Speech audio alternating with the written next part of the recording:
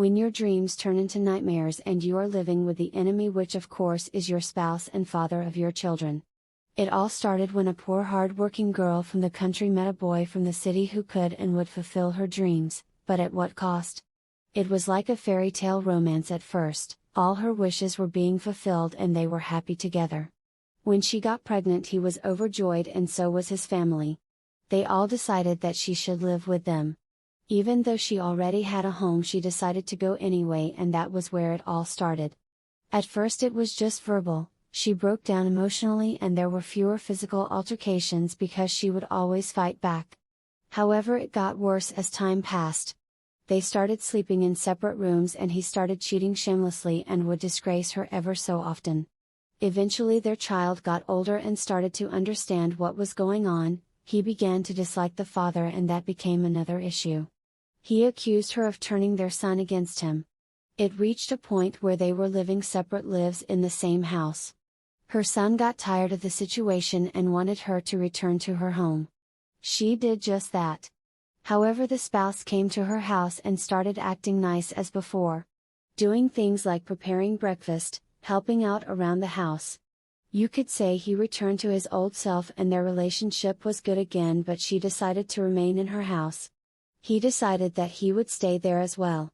They were once again a happy family. They even had a second child and this happy period went on for a while. He bought a house and she was reluctant to move at first but decided to go along with it because the children would be able to have their own space in the new house. They now had a business which she ran and everything was going perfectly until he started staying out late at night. She would never have peace in that house again. He would constantly remind her that it was his house. It was hell on earth for her. All his old habits resurfaced and he returned to being a monster. Since she had rented out her house, that was no longer an option. They started living separate lives again, however he would sometimes force himself on her. She became pregnant again in between the warfare. They now have 3 children and she is still living the same life. Women will continue being abused because we want a certain lifestyle. We pretend like all is well when we go out and then return home to a personal hell. A lot of women are living like this. I've come to realize that a lot of us women are dying in silence. When we are not being manipulated, we are being abused mentally, physically, verbally and emotionally.